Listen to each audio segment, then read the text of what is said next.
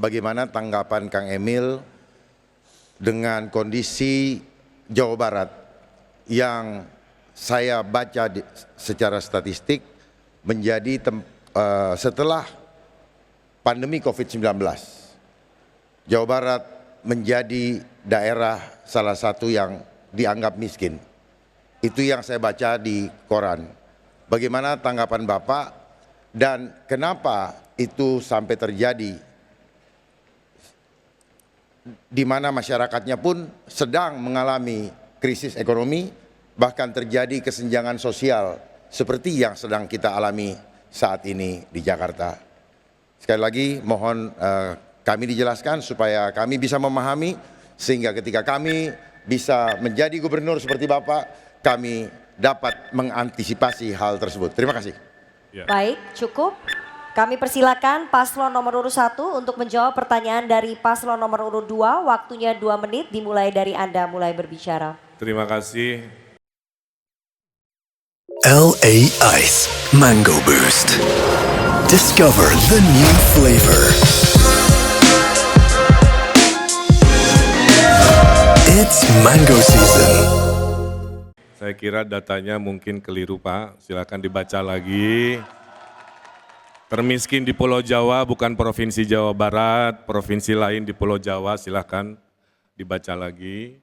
Yang kedua, waktu saya memulai jabatan sebagai Gubernur Jawa Barat, desa tertinggal dan desa sangat tertinggal itu ada 1.100.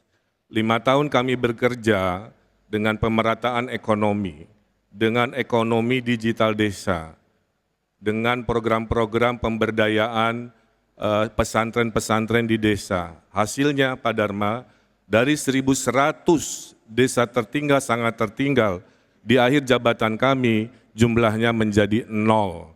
Kami berhasil mengenolkan desa miskin, tertinggal sangat tertinggal, sehingga mendapatkan penghargaan tertinggi dari Kementerian Desa karena inovasi-inovasi pengentasan kemiskinan.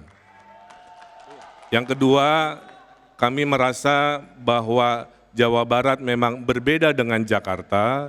Kami banyak mengurusi desa, 5.700 pedesaan, sehingga banyak hal-hal yang menurut saya membuat kami harus lebih bijak, tidak hanya membahas perkotaan. Dan tolong diingat, kami ini adalah dari semua yang hadir di sini, saya mengalami ujian sebagai pemimpin yang anggarannya harus direfocusing, yang tadinya untuk infrastruktur, kami geser untuk kemanusiaan, untuk bansos, untuk hajat hidup, dan lain sebagainya.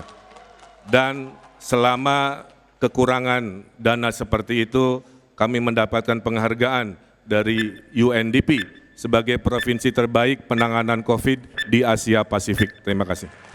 Baik, cukup. Waktunya habis. Sekarang kami persilakan kepada paslon nomor urut 2 untuk memberikan tanggapan dari jawaban paslon nomor urut 1. Waktu Anda 1 menit dimulai dari Anda mulai berbicara. Mohon tenang.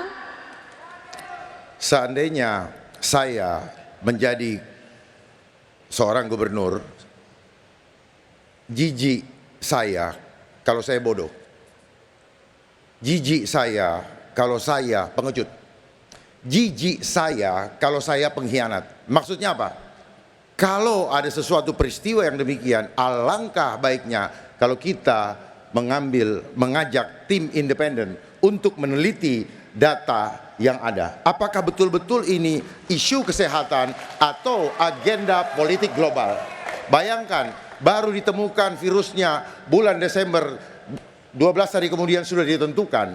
Lalu tidak melakukan prosedur golden postulat Koch yang seharusnya dilakukan. Lalu alat diagnosanya sangat sumir dan tidak diperuntukkan untuk itu.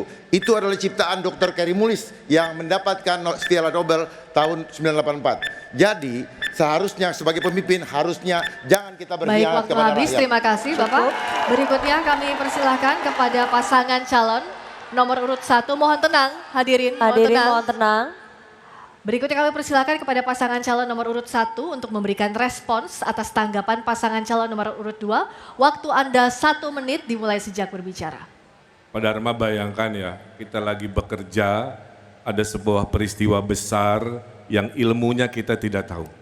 Sebagai seorang pemimpin, jika kita tidak tahu, kita ini bertanya. Maka waktu COVID di Jawa Barat, saya ada tim ahli Pak, tim ahli kesehatan masyarakat dari Universitas Indonesia, dari Universitas Pajajaran. Kami 7 kali Zoom meeting dengan seorang dokter Indonesia yang kerjanya di WHO untuk menyinkronkan apa yang menjadi data-data dan apa yang kami alami. Yang kedua, sebagai gubernur, kami harus taat kepada yang namanya pemerintah pusat. Dalam hal ini tentu sekarang kalau gubernur, kita akan hormat taat kepada Bapak Prabowo Subianto. Nah, karena provinsi itu adalah bagian delegasi, salah satu tugasnya dari pemerintah pusat untuk apapun termasuk krisis-krisis di Indonesia. Terima kasih. Baik, terima kasih. Paslon nomor urut 1, mohon tenang. Pertanyaan kami singkat dan sederhana.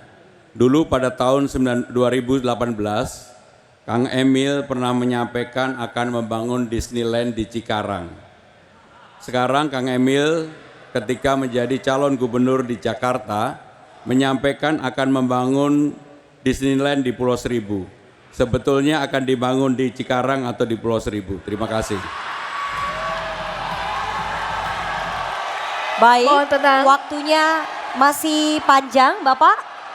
Cukup? Waktunya masih panjang. Bapak Pramono Anung, Cukup. cukup? Ya. Selanjutnya kami persilakan pasangan calon nomor urut 1 untuk menjawab pertanyaan dari paslon nomor urut 3. Waktu Anda 2 menit dimulai dari Anda menjawab. Mohon tenang hadirin. Saya jawab dengan nilai saja. Banyak kerja, banyak catatan. Sedikit kerja, sedikit catatan. Tidak ada kerja, tidak ada catatan. Sebaik-baiknya pemimpin adalah pemimpin yang berani ngambil keputusan. Walaupun dalam perjalanannya kadang berhasil, kadang gagal. Dan tugas pemimpin adalah berimajinasi. Seburuk-buruknya pemimpin adalah hanya mengerjakan apa yang ada tanpa daya imajinasi. Bung Karno melahirkan Indonesia oleh daya imajinasi.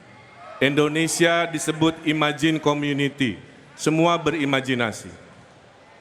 Kalau urusan Disneyland itu kadang-kadang iya dalam political will-nya, tapi bisnis deal-nya mungkin tidak masuk dan lain sebagainya. Tapi yang penting itu berusaha. Karena seburuk-buruknya pemimpin adalah yang tidak mau berimajinasi, tidak mau berusaha, setelah terpilih hanya duduk diam untuk aman cari pemilihan di 5 tahun sebelumnya, selanjutnya. Jakarta ini sangat konkret karena kunjungan wisata di Kepulauan Seribu sangat sedikit. Kami mengusulkan ada kawasan Special Economic Zone. Saya sudah bertemu dengan beberapa pihaknya yang menyatakan sangat visible sehingga devisa bisa datang atau istilah indef disebut dengan taman tertutup, Mas Pram. Jadi berbayar agar devisa masuk.